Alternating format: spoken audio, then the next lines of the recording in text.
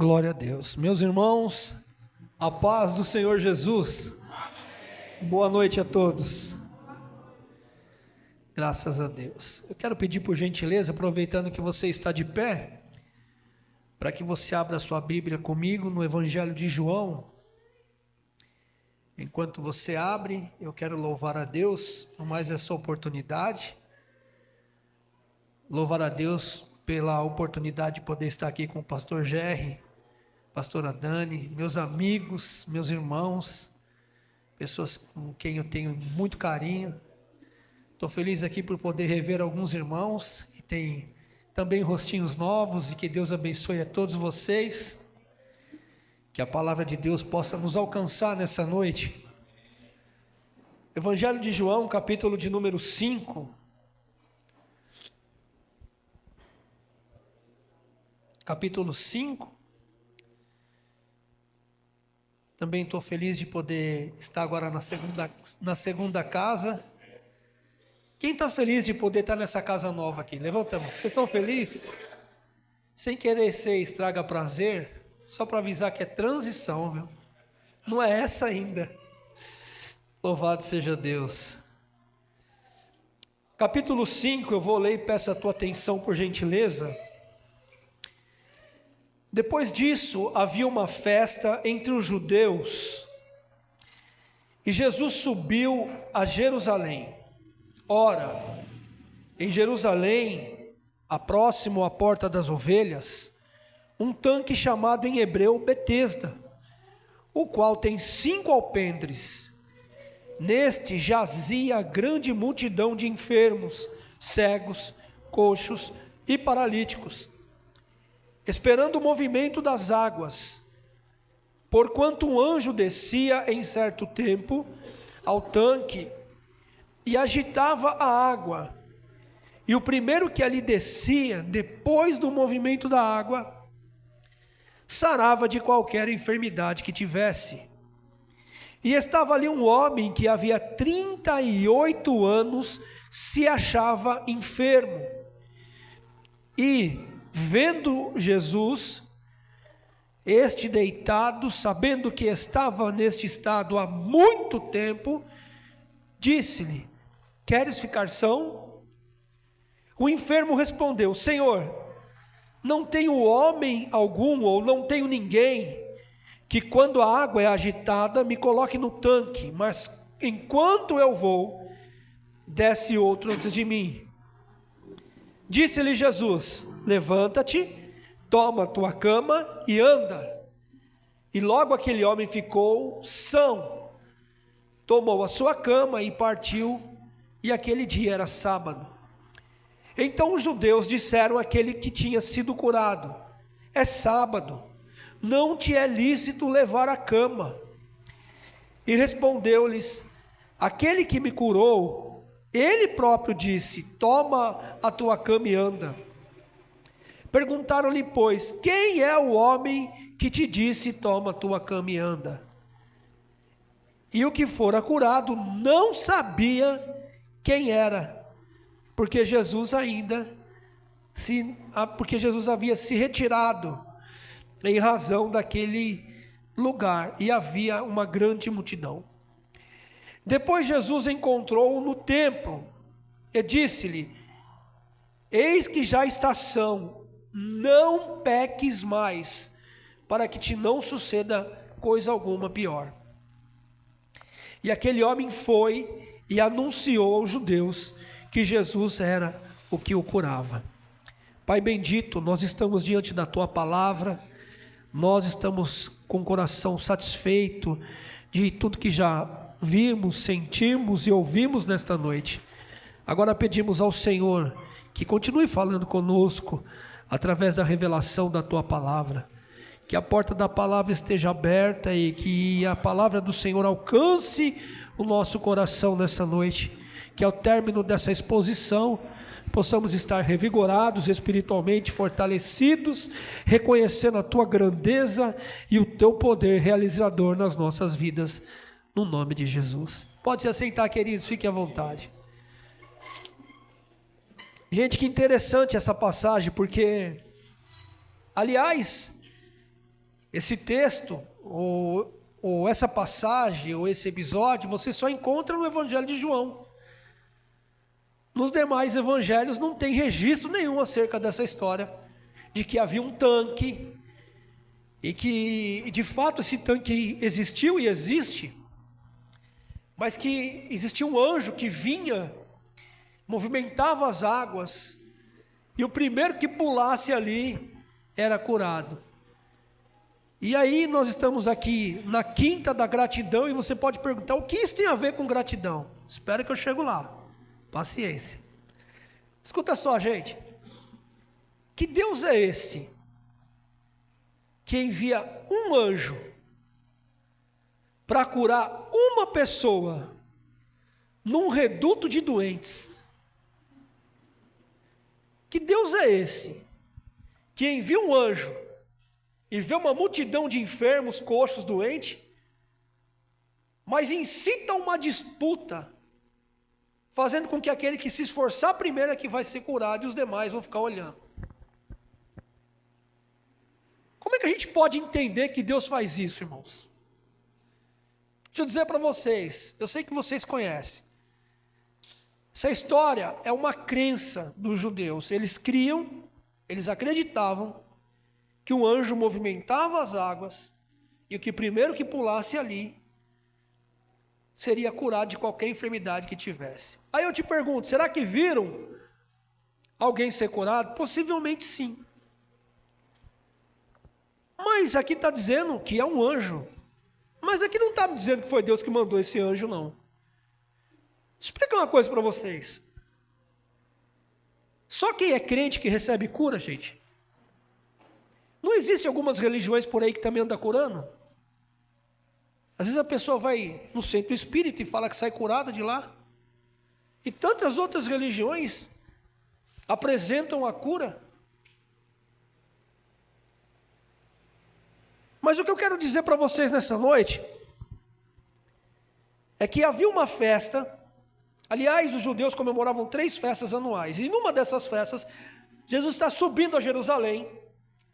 E ele entra pelo caminho da porta das ovelhas. O que era o caminho da porta das ovelhas? Era o caminho onde se levava as ovelhas para o sacrifício, para se entregar ao sacerdote. Então ali era o caminho que se passava o sacrifício. E perto da porta das ovelhas tinha esse tanque, que em hebraico se chamava Betesda, ou Casa da Misericórdia. Agora interessante, que esse lugar que se chamava Casa de Misericórdia, ninguém tinha misericórdia de ninguém. Porque havia uma corrida, uma disputa, para que o primeiro que pulasse fosse curado. Então não tinha misericórdia. Era uma festa da religião judaica. E à margem dessa festa, dessa religião judaica, havia uma multidão que se ajuntava para uma corrida desleal, injusta, uma corrida de insensibilidade, de falta de amor, de falta de misericórdia, de falta de graça, de falta de compaixão, em que o primeiro que pulasse naquele tanque seria curado e os demais que olhassem o milagre daquele que recebeu. A falta de misericórdia é tão grande que o texto que nós lemos diz que tinha um homem que havia 38 anos que estava enfermo. Agora deixa eu explicar para você qual é a diferença do que aconteceu com esse homem, da fé que esse homem ativava, ou da fé que movimentou o coração daquele homem, para a fé pública daquele ambiente. O que acontecia era o seguinte: se eu me esforçasse mais do que vocês, eu receberia um milagre. Se qualquer um que está aqui necessitando de um milagre, estivesse na beira daquele tanque, fosse mais competente que os demais, alcançaria. Era assim que funcionava. E não é assim na vida, irmãos?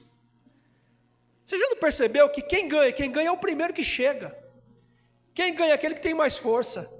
Quem ganha é aquele que tem mais sabedoria. Quem ganha é aquele que está mais preparado. Quem ganha é aquele que tem mais oportunidade. Quem ganha é aquele que tem mais influência. Quem ganha é aquele que é mais conhecido. Quem ganha é aquele que tem cartucho. Quem ganha é aquele que nasceu num berço melhor. Quem ganha é aquele que está introduzido numa sociedade mais avantajada ou mais com mais recurso, quem é que ganha?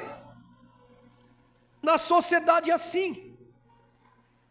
Para a sociedade, um cara como o Fernando é só mais um, diante de uma disputa, para alcançar a sua vitória, mas cada um que faça por si. Aliás, tem um ditado que diz, cada um faça por si, Deus que faça por todos.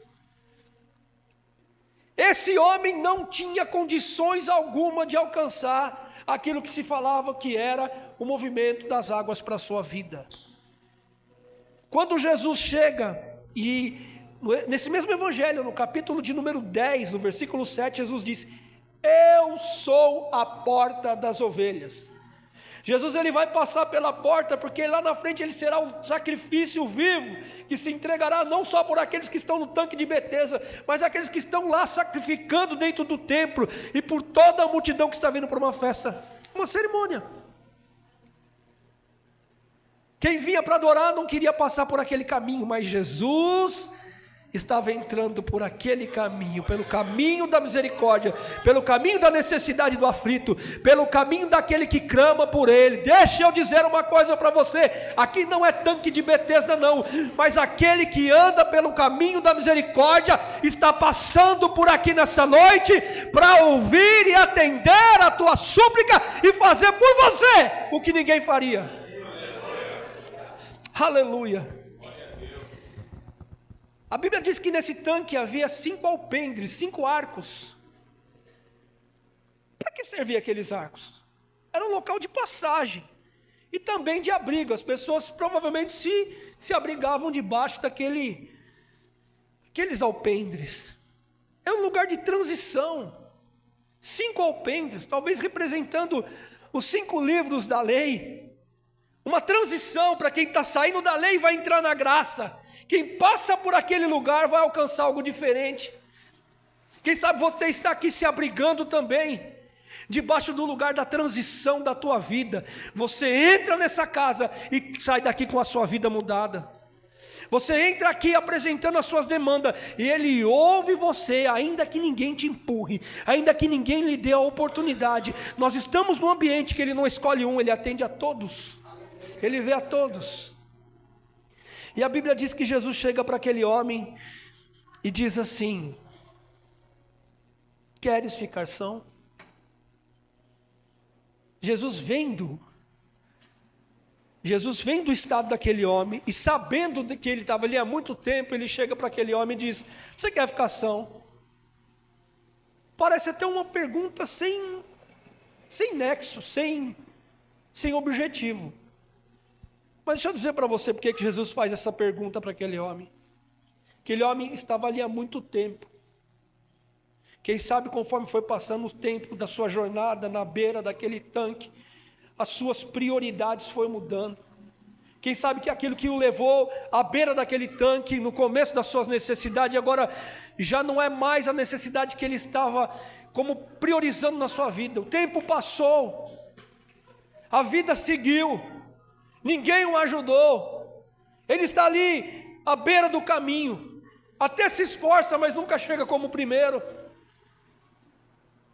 E diante das suas necessidades, das suas demandas, Jesus pergunta: queres ficar são? E o que ele diz? Senhor, não tem ninguém. Tem como? Eu fico só admirando um vento que bate nas águas e vejo pessoas pulando, mas nunca chega a minha vez. Sabe o que esse homem está vivendo? Ele está vivendo o fruto do seu pecado. Fruto do seu pecado.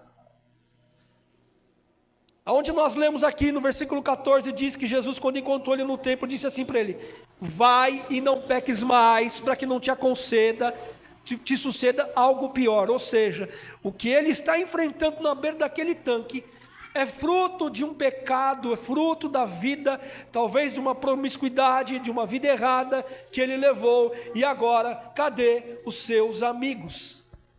Não tem ninguém.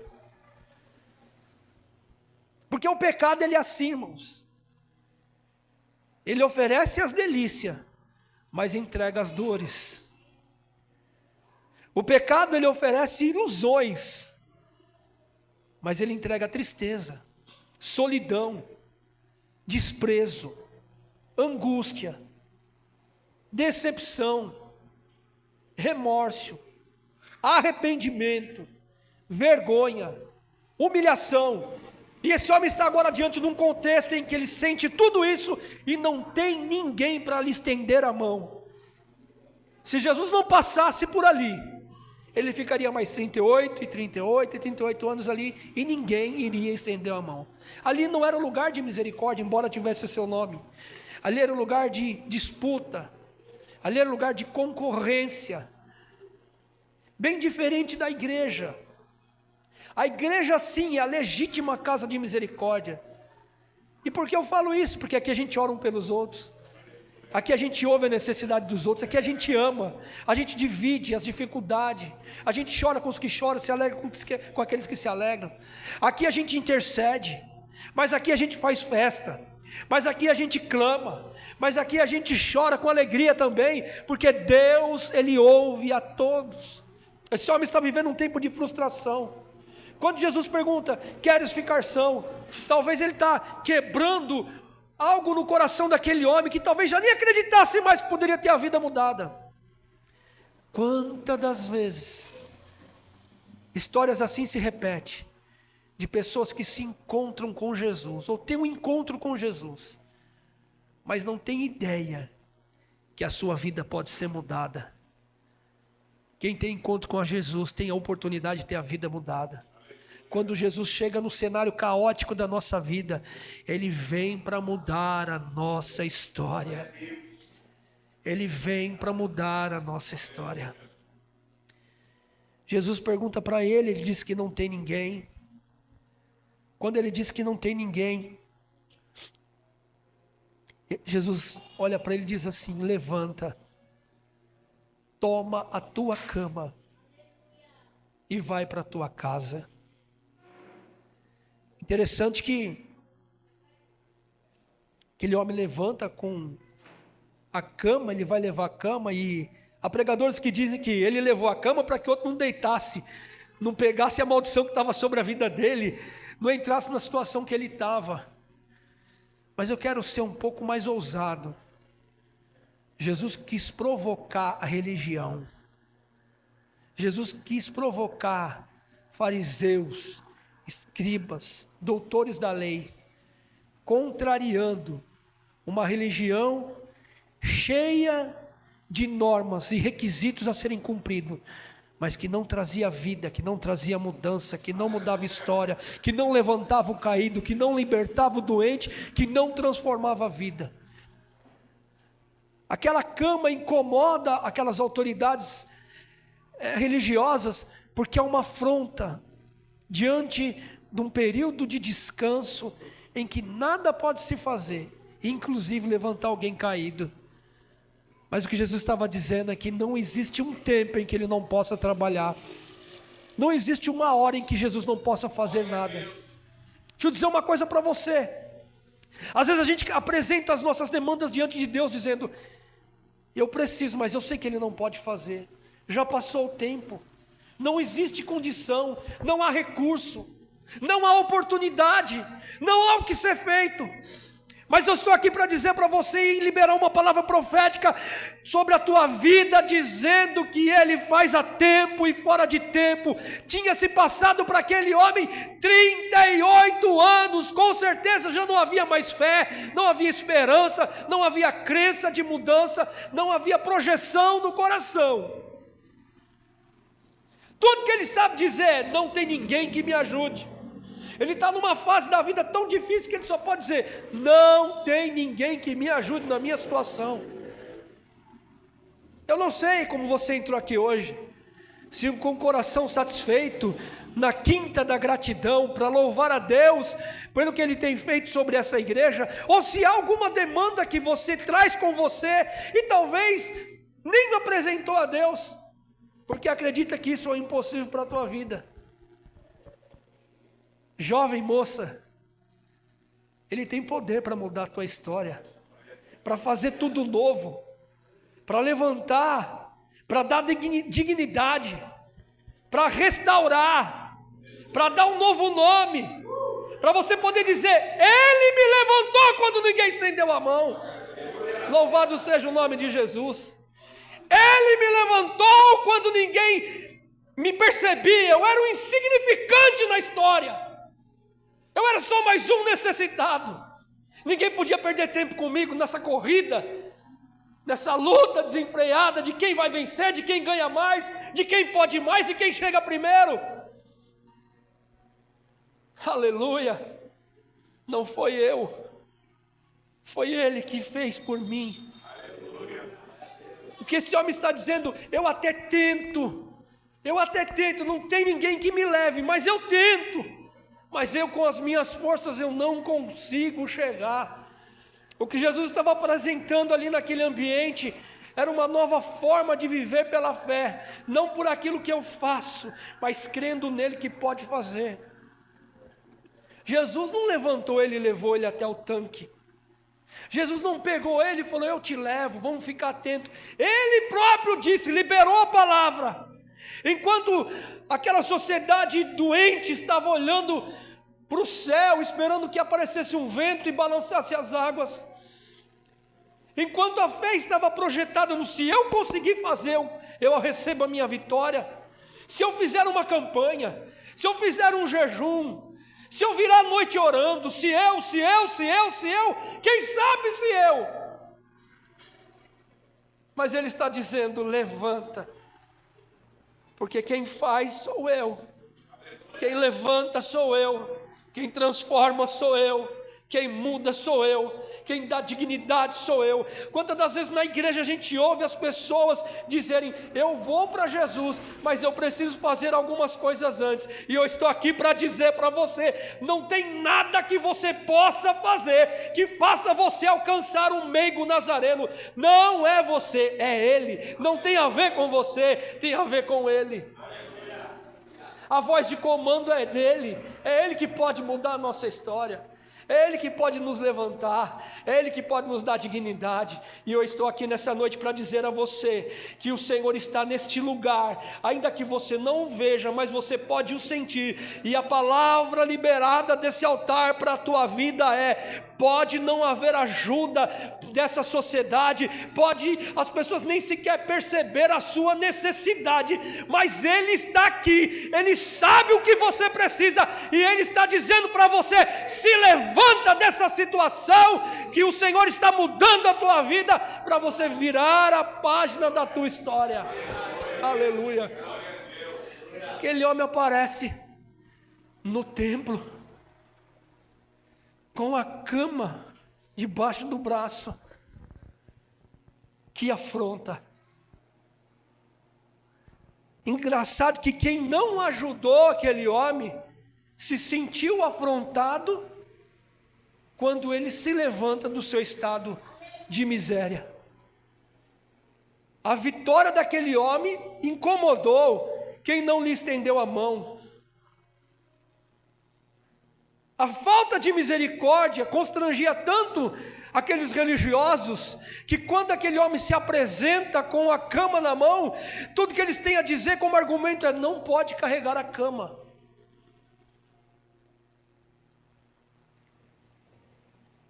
E o passo da caminhada cristã é assim: a gente vai conhecendo ao Senhor.